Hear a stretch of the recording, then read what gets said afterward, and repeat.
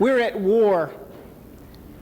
In the past 24 hours, we've probably seen the most recent high-level political assassination in that war. Perhaps not the last, certainly not the first. At stake is the very survival of the nation-state system and every achievement of modern civilization that we cherish. If the enemy has its way, 80% of the human race will be wiped out under the most hideous of circumstances over the next several generations. And to the extent that the human race survives at all, if we lose, it will be a humanity of barely a few 100 million people at most that crawls up out of the rubble, takes a measure of its past follies, and casts off the axiomatic assumptions and policies that led to its near self-destruction. No matter how awesome and frightening the stakes, this is a war that we can win with relative ease, but only if we conduct a mobilization of resources like none that has been seen since President Roosevelt mobilized the nation for war of annihilation against that British tool Adolf Hitler. The greatest challenge that we face is that for the vast majority of Americans, the real enemy remains invisible. Nevertheless, this is a shooting war, and the casualties are mounting at a staggering rate. In the Great Lakes region of Africa, since April 1994, literally millions of people, mostly civilians, have been slaughtered. And many million more have been driven from their homes and villages, either into death camps or into equally certain death in forests where they're roaming around without food, being hunted down like animals and killed. In Ibero-America, decades of low-intensity war waged by narco-terrorist gangs and drug cartel mercenary armies, bankrolled by hundreds of billions of dollars in drug money, has claimed tens of thousands of lives already. Leading resistance fighters against these narco-insurgencies, some of the leading nationalists and patriots of the continent, have paid with their lives in each country, especially Colombia and Mexico. In the United States, there have already been acts of brutal aggression, blind terrorist acts, most notably the World Trade Center and Oklahoma City bombings. The current President of the United States has been the target of at least 17 publicly acknowledged physical attacks or planned assassination attempts.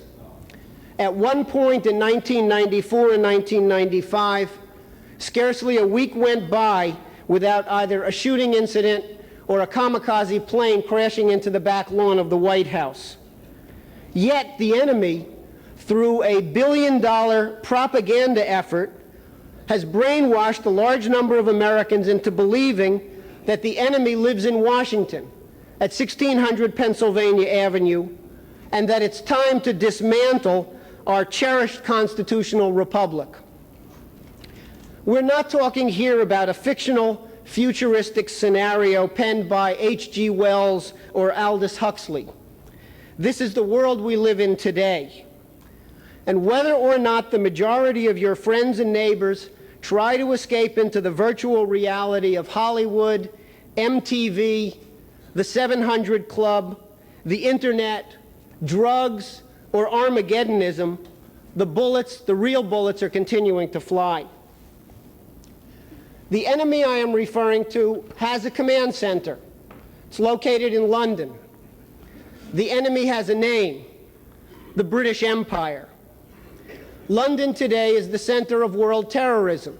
9 governments have publicly gone on the record demanding that the British government stop its sponsorship and harboring of international terrorism.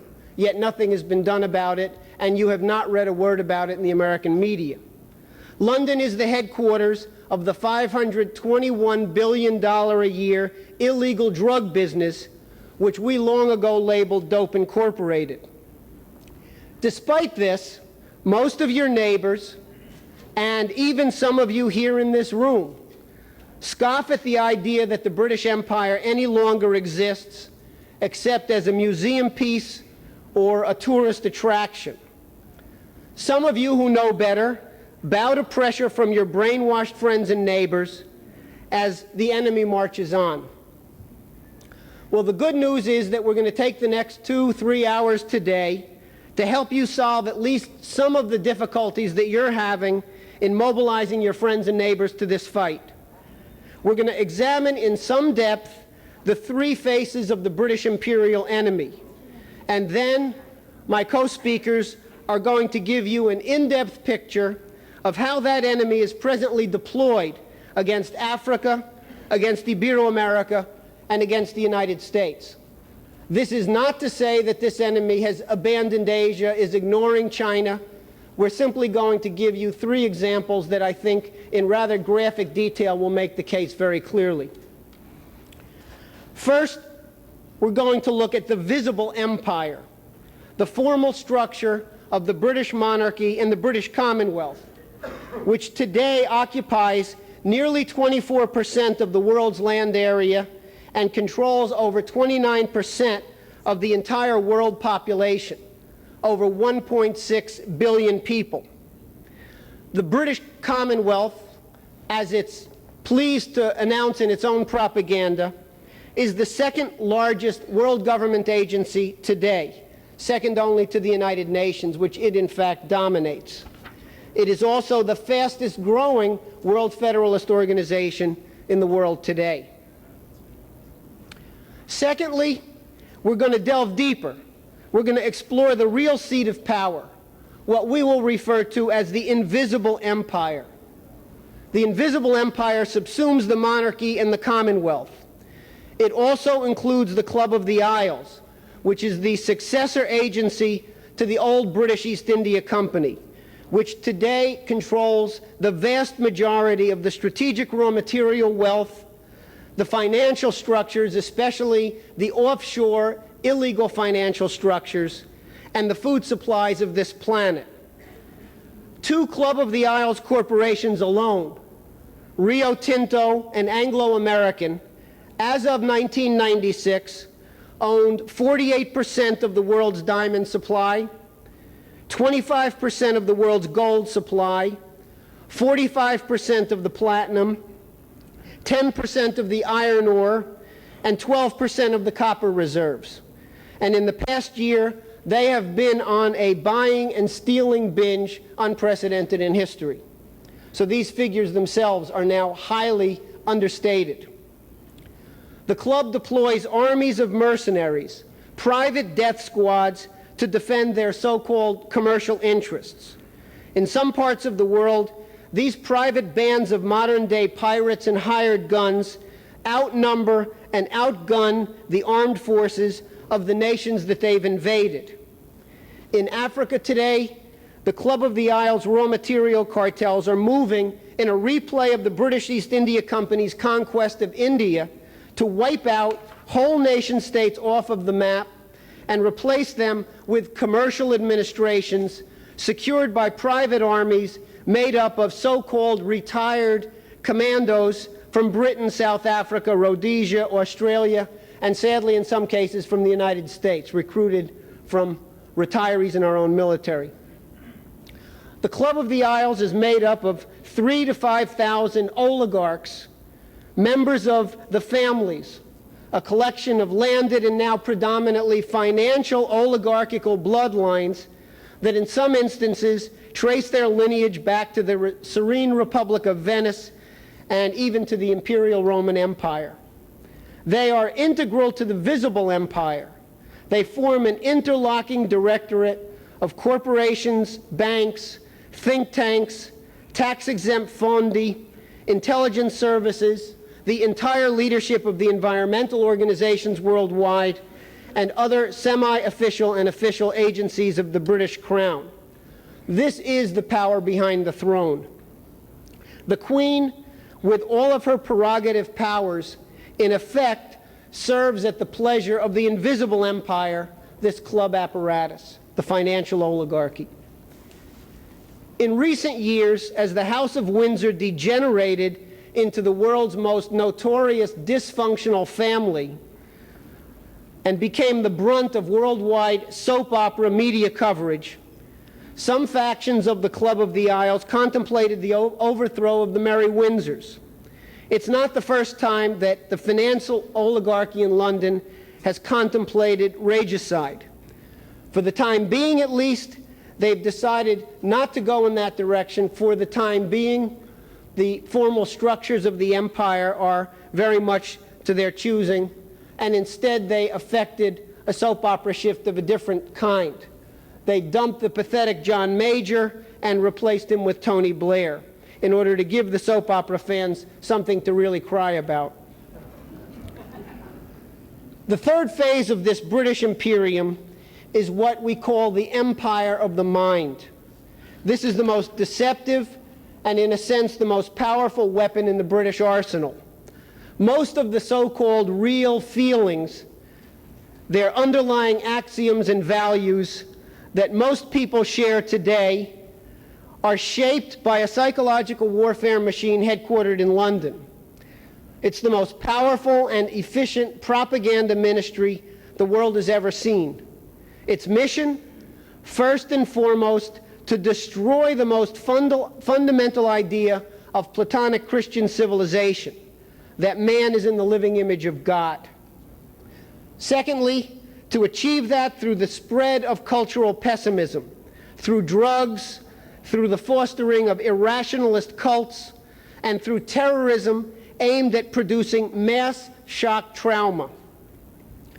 While for years we've identified the role of such agencies as the Quatuor Coronati Lodge of British Freemasonry, the Tavistock Institute, the Frankfurt School, in spreading this disease of cultural pessimism and irrationalism, today we're going to focus on a different facet of this ministry of propaganda and brainwashing, the Church of England.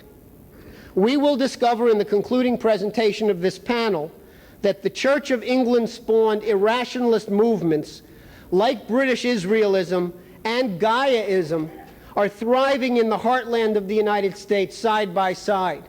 One, the semi-official pagan religion of the militias, the other, the semi-official pagan religion of the environmental movement. Taken together, these two tentacles of the same British psychological warfare machinery are the wellspring for every form of low-intensity warfare currently unleashed to achieve the destruction of the United States. Without a clear recognition of this problem, there is no agency of the U.S. government that is capable of effectively defending the national security interests of the United States, even on the home front.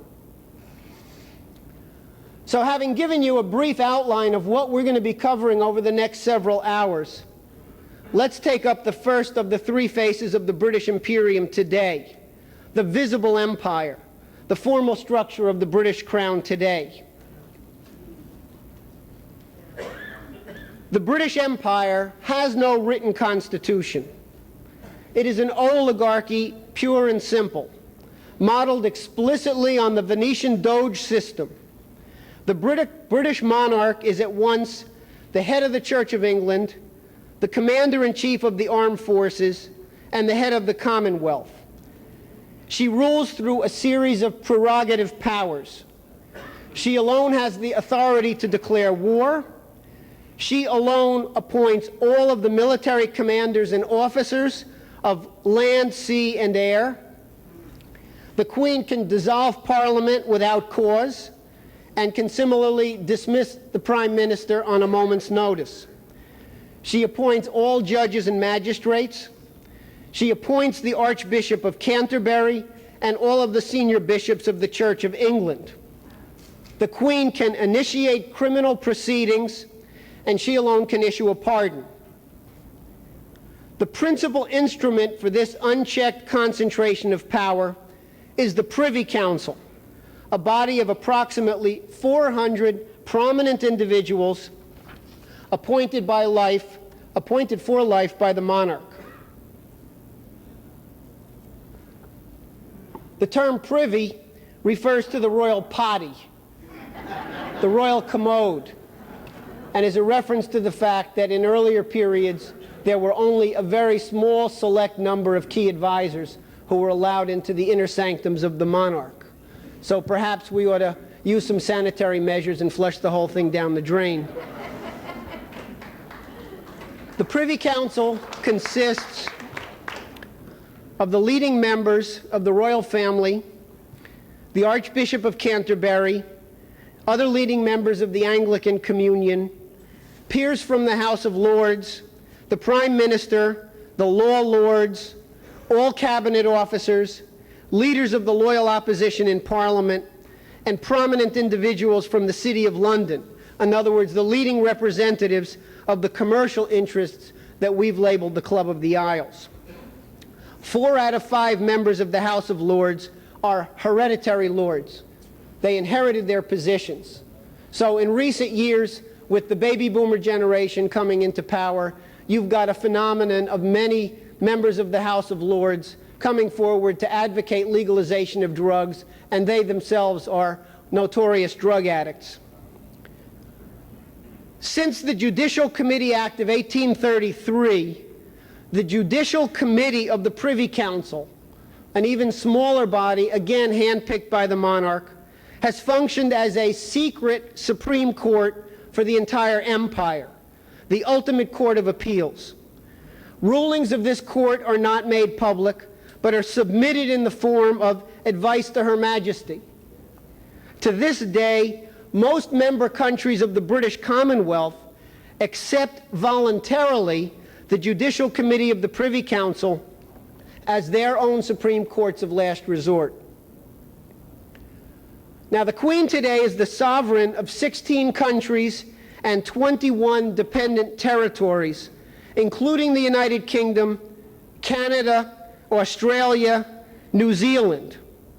Many of the smaller nations and dependencies, like the Bahamas, Jamaica, and the Cayman Islands, are notorious as drug money laundering centers. In most of these locations, the Queen rules through a Governor General whom she appoints, and through a local Privy Council modeled on the Privy Council in London. Since the time of King Henry VIII, the British monarch has also been the self-proclaimed Pontifex Maximus, the head of the Church of England and the entire Anglican Communion, meaning both the high and the low-down churches. The Archbishop of Canterbury, as the Queen's Primer Inter Pares, heads the Anglican Communion, which is made up of over 40 separate churches around the world, principally inside the British Commonwealth. So, just as the 53 members of the British Commonwealth constitute the largest voting bloc inside the United Nations General Assembly, inside the Organization for African Unity, inside the Association of Southeast Asian Nations, the Anglican Communion constitutes the largest voting bloc within clerical bodies like the World Council of Churches, which we'll hear a lot more about later this afternoon. By now it should be dawning on you that the so-called British government is a little bit of a hoax, a fraud, a powerless piece of living theater which follows the order of the Crown or is replaced on a whim. As head of the loyal opposition, for example, the current Prime Minister, Tony Blair, was inducted into the Privy Council in July of 1994, taking an oath of loyalty to the Crown and sharing a backbench with his predecessor, John Major. If you need any further convincing about the irrelevancy of the British government today, I can only suggest that you turn on your TV at midnight on a Sunday, turn to C-SPAN, and watch the weekly appearance of the Prime Minister before the House of Commons. It's a poor imitation of the Gong Show. But our picture of the visible empire is hardly complete. Beyond the 16 countries and 21 dependencies where Queen Elizabeth II is sovereign, we have the British Commonwealth. The British Commonwealth, headed by the British monarch, is today made up of the 16 countries and 21 dependencies where the Queen is sovereign, and an additional 37 countries where Queen Elizabeth II is not the sovereign. The 53 countries of the Commonwealth, as I mentioned earlier, have more than 1.6 billion people, 6 times the population of the United States. The Commonwealth includes such, quote, former British colonies as India, Pakistan, South Africa, Kenya, Uganda, which we've already heard a great deal about today and yesterday, Sierra Leone, Zimbabwe, formerly Rhodesia, Bangladesh, Brunei, Singapore, and Malaysia. Recently, Mozambique, a former Portuguese colony, has been granted membership in the British Commonwealth. Another former Portuguese colony, Angola, has formally applied and is simply awaiting final word of its membership. Already the Palestinian Authority has indicated that it will formally apply for membership as soon as it achieves nation-state status, and last week an invitation, in fairness, was extended to Israel. Now, obviously, as Lynn discussed yesterday, a number of the countries that are absolutely pivotal to the implementation of the land bridge, such as India and Pakistan, are members of the British Commonwealth. This is problematic, yet there is still a significant possibility in these countries of breaking free from the influences of the British monarchy through the Commonwealth structure and functioning as a genuine independent sovereign nation state participating fully in the land bridge. I think this gives you an idea why it is that the complete annihilation of the British Empire is synonymous with our successful implementation of these policies. The Commonwealth organization is administered out of, appropriately, Marlborough House, that's the Churchill family, in London, which is the seat of the Commonwealth Secretariat. It has its own diplomatic corps made up of 400 diplomatic officials, representatives of all of the member nations. The British Commonwealth is a kind of mini United Nations unto itself. In fact, recently, the Commonwealth requested and was granted NGO status with the United Nations. Under the Commonwealth Secretariat, there are 7 permanent councils, corporations, funds, organizations that operate in all of the member countries. These are the Commonwealth Development Corporation, the Commonwealth Fund for Technical Cooperation, the British Council, which, by the way, is the British Empire's equivalent of Project Democracy, but they take their roles a little bit more seriously. They have offices in 400 cities in 100 countries around the world. The Commonwealth Institute, the Commonwealth Telecommunications Organization, the Commonwealth Science Council, and the Commonwealth Foundation, which is a funding mechanism that doles out money to more than 200 non-governmental organizations, most of which could be properly described as terrorist gangs. The Commonwealth Secretariat additionally directs 27 other associations that I won't bother to name here. The formal business of the Commonwealth is conducted at the Commonwealth Heads of Government meeting, which takes place every 2 years. It takes place later this year in Scotland. Now, if any of you have been unfortunate enough to read any of the documents published by the British Commonwealth, don't be fooled by their liberal use of terms like sovereignty, freedom, equality, and human rights. The idea for the British Commonwealth was not a phenomenon of the 1960s so-called winds of change. It was, in fact, a strategy of the British Empire initiated in 1839 to quell a revolt in Canada where there was a fear of a repeat of what happened in the United States with the American Revolution. It was formalized at the 1926 Imperial Conference, where the dominions, or quote, the independent self-governing colonies, were defined as autonomous communities within the British Empire, united by a common allegiance to the Crown and freely associated as members of the British Commonwealth of Nations, unquote. So from the very outset, the term Commonwealth was a cruel hoax simply referring to a more modern-day expression of the old empire. In 1931, the British Parliament passed the Statute of Westminster, granting Commonwealth status to Australia, Canada, the Irish Free State, now the Irish Republic, Newfoundland, New Zealand, and South Africa. The Irish Free State had the good sense to leave the Commonwealth, and to its credit, it's never looked back. Sudan,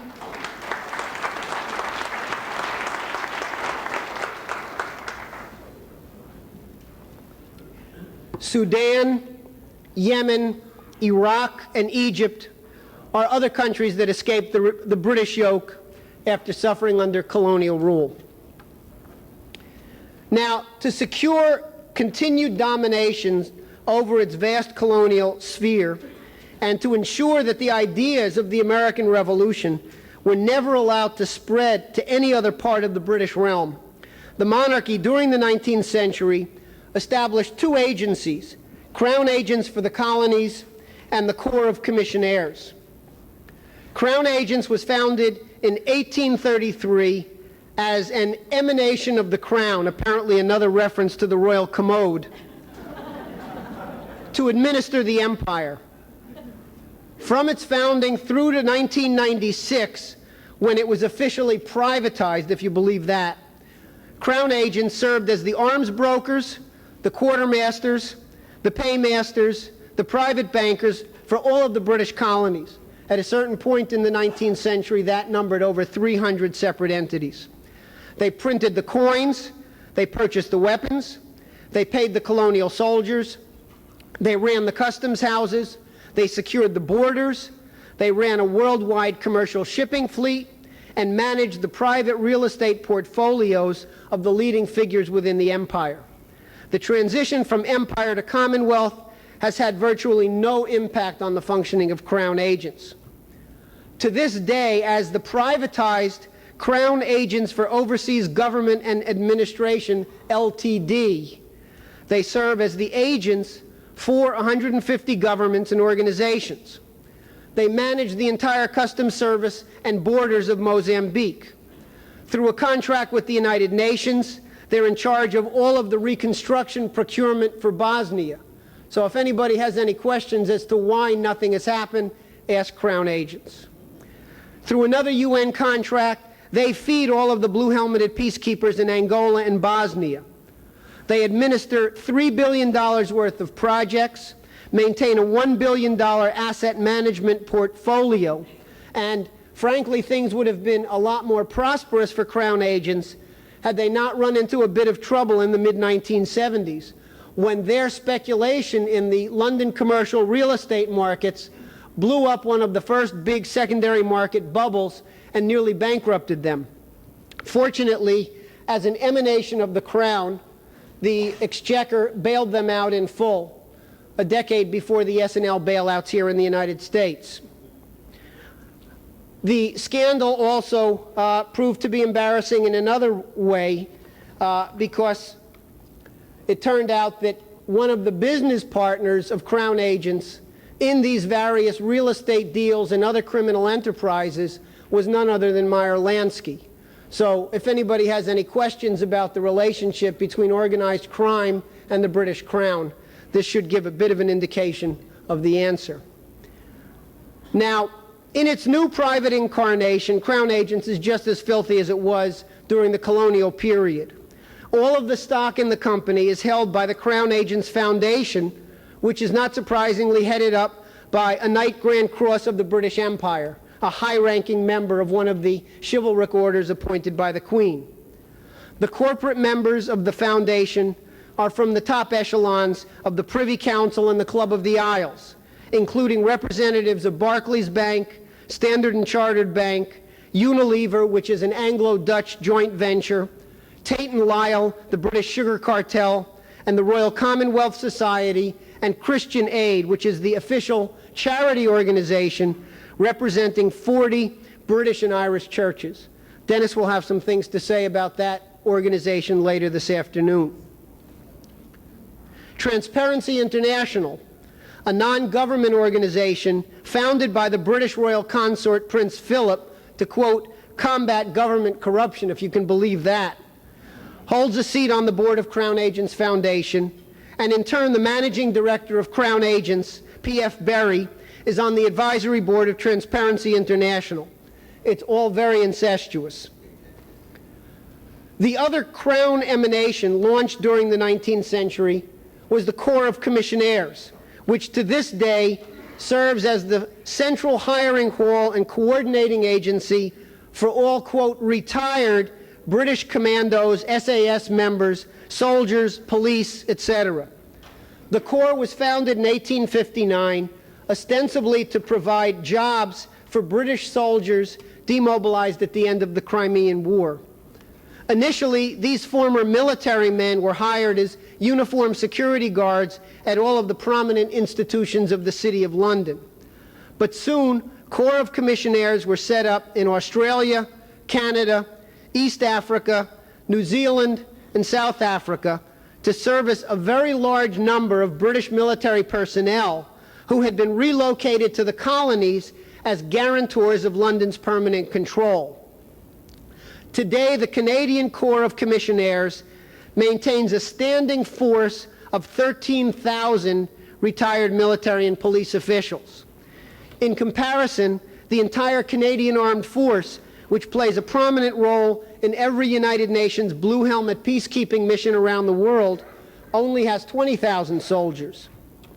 So, while other British and South African mercenary outfits like Sandline International, Executive Outcomes, Defense System Limited, and Control Risks misrepresent themselves as purely private sector outfits, drawing upon a pool of retired British SAS commandos, British, South African, Australian, and Canadian regular soldiers, the Corps of Commissionaires makes no such attempt to conceal its rigid formal ties to the British monarchy.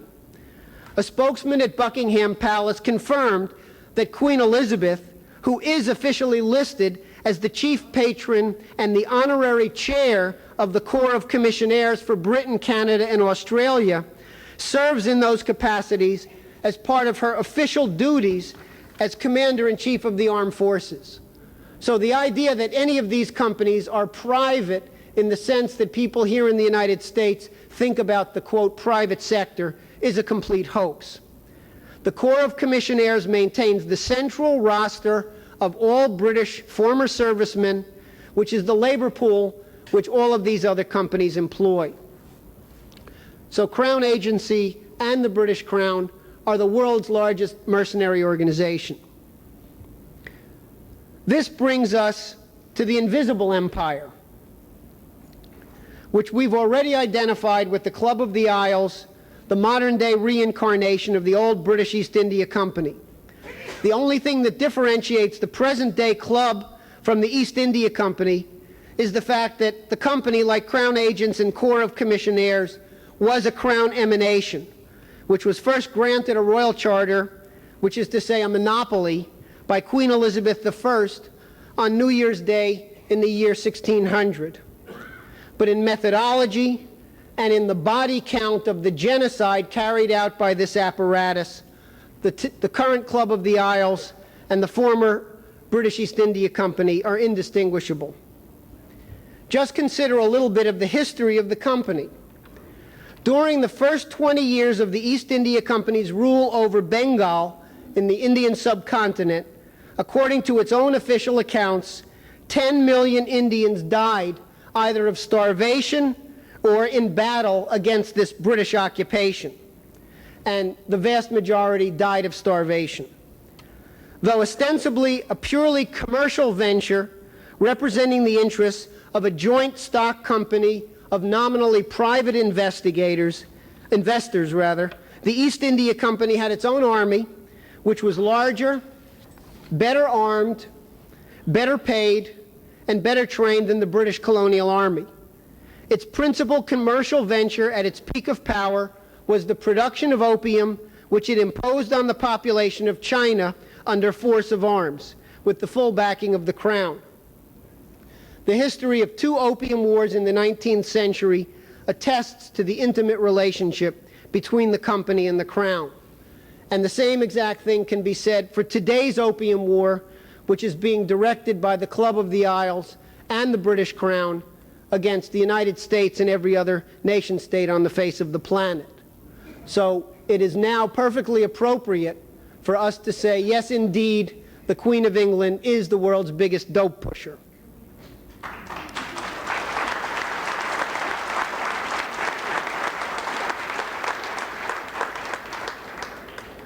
As you know, previously that was misquoted and misattributed as a slander, but some information has come out since 1982 that really buttresses the case beyond doubt.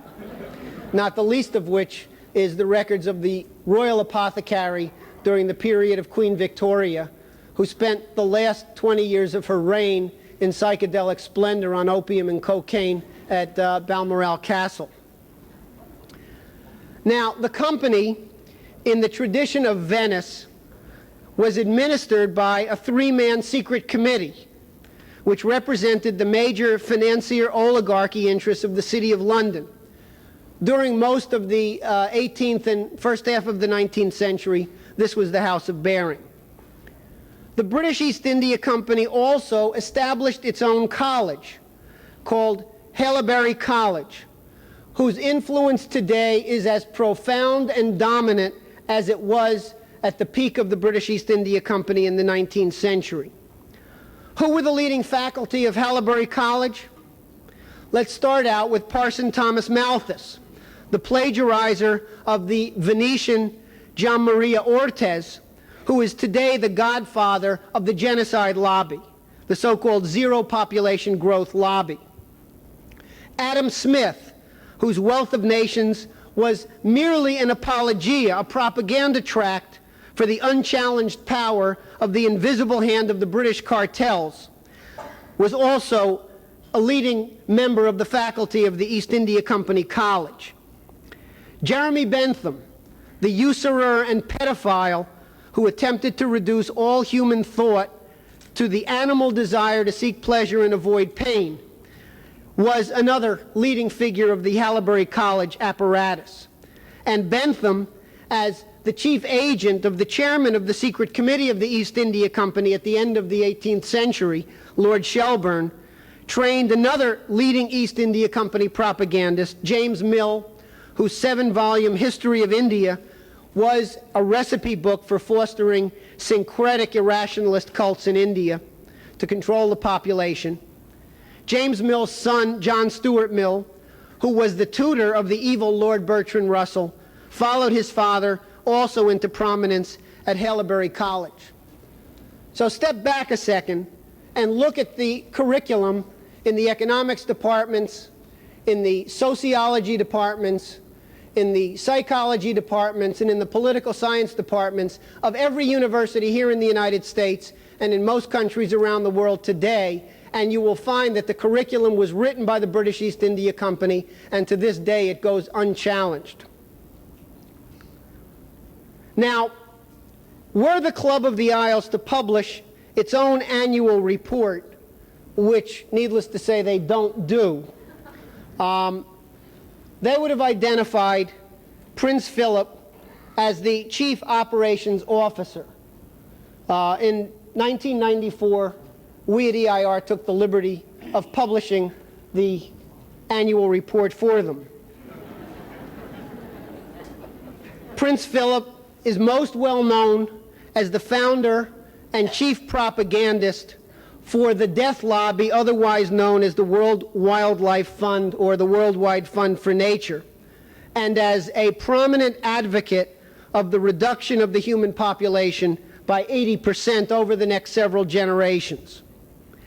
In an August 1988 interview with the German press agency, Prince Philip betrayed both his occult religious beliefs and his murderous impulses by stating, quote, "In the event that I am reincarnated, I would like to return as a deadly virus in order to contribute something to solve overpopulation." Now, Prince Philip, in league with the former SS officer, Prince Bernhard of the Netherlands, created the World Wildlife Fund in 1961, which in turn has spawned two successive generations of eco-terrorist organizations, from Greenpeace, Friends of the Earth, and Survival International to such outright death squads as Earth First and the Animal Liberation Front. In the late 1960s, Prince Philip and Prince Bernhard launched the 1001 Club, which represents the closest approximation of a formal membership list of the Club of the Isles. Prior to the WWF, environmentalism, by the way, was purely a gentleman's sport. No sane human being, in other words, would have thought of considering themselves an environmentalist. Typical of the environmental organizations before 1961 and the beginning of the cultural paradigm shift were the London Zoological Society, the International Union for the Conservation of Nature, the Royal Geographical Society, the Fauna and Flora Preservation Society, which was originally the Society for the Preservation of the Wild Fauna of the Empire, and the Nature Conservancy, which was dominated by people like Sir Julian Huxley and Sir Peter Scott. Still today, a review of the Directorate of the Worldwide Fund for Nature UK, headed by Prince Philip, and the membership in the 1001 Club, reveals a membership list that includes most of the top officials of such inner core Club of the Isles entities as the Bank of England, Barclays Bank, Royal Dutch Shell, National Westminster Bank, Imperial Chemical Industries, Rio Tinto, Anglo-American, De Beers, N.M. Rothschild, and the Hollinger Corporation's media cartel, whose flagship publication is the Sunday and Daily Telegraph. These companies represent actually one single, tightly interlocked board of directors in which people from the board of one company are not only on the board of the WWF, have membership in the 1001 Club, but also are on the boards of 3 or 4 others of these entities. So this is a corporate financial oligarchy. It was this World Wildlife Fund apparatus that the EIR first exposed in 1994 as the architects of the mass genocide in the Great Lakes region of Africa. For all of those newspapers that in the last 6 months have begun publishing front-page photographs and news articles about the genocide, remember that it began years ago. EIR has been reporting on this all along. We discovered that it was the World Wildlife Fund, through its administration of so-called nature preserves and game parks strategically located on the borders of the targeted African states, that employed the former SAS commandos to train and arm and deploy local death squads.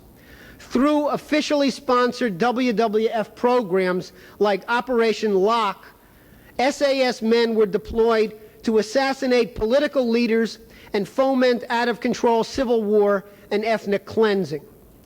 Africa today is a testing ground for every form of genocide that the British and their oligarchical allies can conceive of. And Africa is slated to be the first continent where the nation-state system dies a sudden and violent death. And on whose behalf is this murderous warfare being conducted? The very British and Anglo-Dutch raw material cartels and financial interests that are at the center of the invisible empire. Now, this brings us to the third face of the British Empire today, what we have called the empire of the mind. Several of the other speakers are going to deal with this issue at greater length, so I'll be brief and focus on just a few vital questions. By now, it should be clear to all of you, indeed, that the British Empire does still exist to this day and is, if anything, more devoted to evil than at any time in its history, including the time of the American Revolution. Why then are most people today irrational and blind to this fact? Even though their lives and the lives of their most cherished relatives and friends may depend on defeating this British Empire.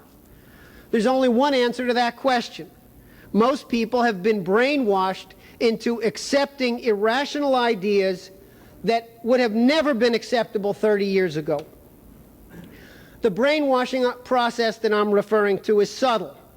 It takes place over time. It takes place on a societal level so that the likelihood of a large-scale resistance is improbable unless well organized. How did it happen here in the United States? Look back at the 1960s. Look at the impact of the assassination of President Kennedy, and particularly the assassination followed by that cruel hoax cover-up called the Warren Commission report. The British were behind the Kennedy assassination, just as they were behind the assassination of Abraham Lincoln, James Garfield, and William McKinley, all four American presidents in the tradition of the American system of political economy, all four enemies of the British oligarchism and free trade. The late New Orleans District Attorney, Jim Garrison, was indeed on the trail of the assassins. We spoke with Garrison, we compared notes with him, we shared information, and in fact, we worked with Garrison when he was completing his book about the JFK murder. But for two crucial pieces of evidence that were never presented to the jury, it is virtually certain that Garrison would have obtained a conviction of Clay Shaw for the conspiracy to kill John Kennedy. And that would have opened a Pandora's box. Garrison had traced the origins of the murder plot to Montreal, Canada, to the offices of a man named Louis Mortimer Bloomfield, wartime British Special Operations Executive Officer, liaison to the FBI in the United States, the founder of the Canadian branch of Prince Philip's World Wildlife Fund, a charter member of the 1001 Club, and a high-ranking official of the United Nations, just so he didn't leave that off of his resume. But Garrison was stymied by traitors in Washington like Henry Kissinger's mentor, McGeorge Bundy. And this opened the floodgates. The Malcolm X assassination, the Martin Luther King assassination, the urban riots, which destroyed the cities of the United States, the Robert Kennedy assassination. John Kennedy, with the advice of General Douglas MacArthur, was about to pull out the American troops from Vietnam until he was assassinated. And with an assassin's bullet always pointed at the back of his skull, Lyndon Johnson drew us into a deliberate no-win war in Vietnam, which was McGeorge Bundy's war. With these shock traumas, most Americans, especially the young people coming up from high school to college during these periods, changed decisively. We abandoned cultural optimism. And as pessimism replaced optimism, psychedelic drugs replaced scientific study. The Beatles replaced Beethoven. The United States was deliberately put through a cultural paradigm shift, a downward spiral into hell that we have yet to reverse, and which we've begun the process of reversing here this weekend. The point to be emphasized is that this was all premeditated. If you know where to look, you can even find the recipe books on your public library shelves. Take, for example, the London Tavistock Institute's William Sargent. In 1957, Sargent wrote a book which, without any subtlety, he titled The Battle for the Mind, A Physiology of Coercion and Brainwashing. The book was based on his studies of irrationalist cults in Africa, in Ibero-America, in the Deep South in the United States. Sargent set out to discover how whole populations had been transformed from creative human beings, each individually capable of reason and discovery, into irrational beasts. And he wrote about it in this book. He wrote, "Various types of beliefs can be implanted in many people after brain functioning has been sufficiently disturbed by accidentally or deliberately induced fear, anger, or excitement. Of the results caused by such disturbances, the most common one is temporarily impaired judgment and heightened suggestibility. Its various group manifestations are sometimes classed under the heading of herd instinct and appear most spectacularly in wartime, during severe epidemics, and in all similar periods of common danger which increase anxiety and sow individual and mass suggestibility. Now think back at the 1960s from that vantage point. So where do our ever-loving British cousins want to see this process go? Again, we can take them at their own words. This time the words of Aldous Huxley, the brother of Prince Philip's mentor, Sir Julian Huxley. What most people don't realize is that Aldous Huxley spent the last 30 very odd years of his life in Hollywood as a part-time screenwriter and full-time propagandist for the psychedelic revolution. But his objectives were not just peace and love. In 1961, Huxley delivered at the University of California Medical School in San Francisco at a conference sponsored by the State Department's Voice of America, a rather chilling lecture. His message was blunt, and it was delivered on behalf of precisely the British oligarchy that we've been discussing here today. What Huxley said was, quote, "There will be in the next generation or so a pharmacological method of making people love their servitude and producing dictatorship without tears, so to speak.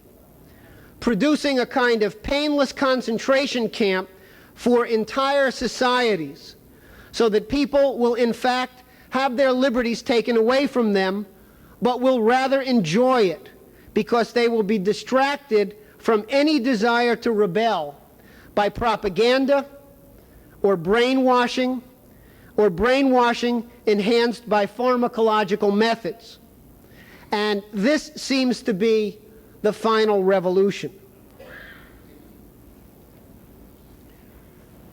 So we have the British oligarchy, the dedicated enemy of everything embodied in the Council of Florence, in the nation-state system, and the American Revolution.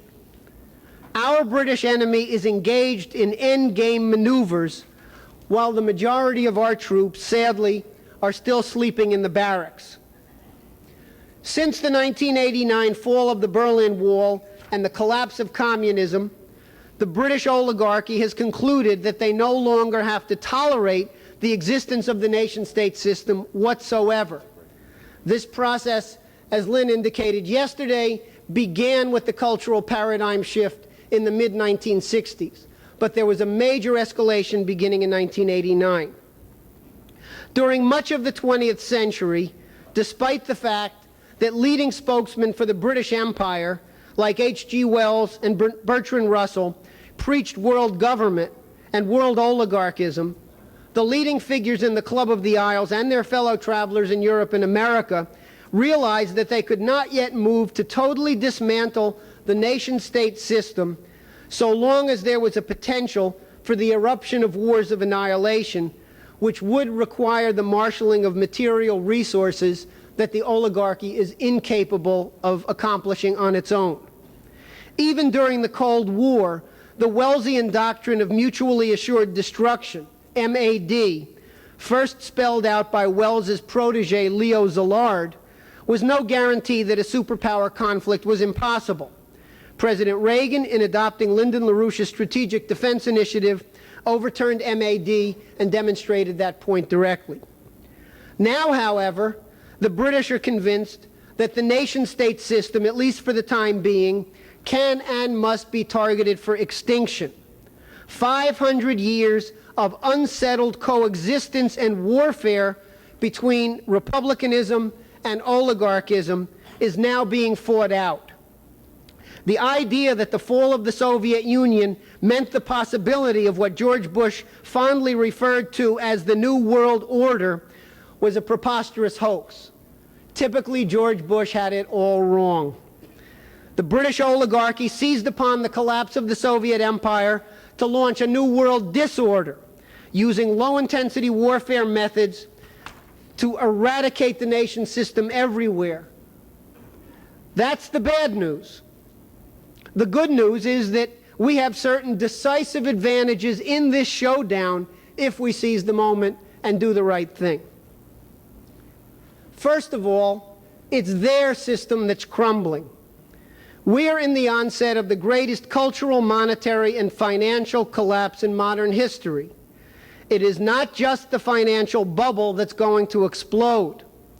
All of the underlying assumptions of their paradigm shift of the past 30 years are collapsing around them. Those ideas violate the laws of the universe, the laws of nature, the laws of man. Second, we as a philosophical association exist worldwide. Lyndon LaRouche has established himself as America's leading patriot and as the world's leading world citizen. LaRouche issued the resistance call when the friends of the British oligarchy installed that wacky Jimmy Carter into the White House in 1977. At that time, LaRouche led the drive to defeat the British Opium War, the legalization of drugs movement in the United States, which to this day is a strategic priority for the Club of the Isles, as evidenced by the recent surfacing of the Queen's personal speculator, George Soros, to pour hundreds of millions of dollars into the effort to revive that dead horse of drug legalization. In the 1977 to 1983 period, LaRouche was the intellectual author, and this political movement was the driving force that got President Reagan to adopt the Strategic Defense Initiative, which changed world history forever.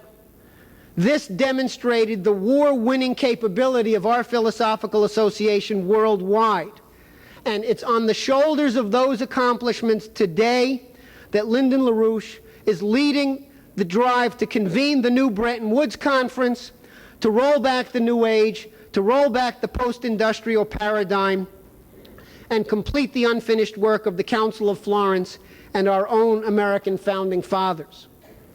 Third, contrary to the fantasies of the British oligarchy, man is not a beast driven by pleasure and pain alone. Man is endowed by his Creator with the capacity for reason, discovery, and truth. The truth can truly set you free, and your mastery of the truth can help free all of mankind from the hell that the British otherwise have in store for all of us. So sit back, put on your thinking caps, be prepared to look inside your own minds, and prepare to organize the minds of your friends and neighbors.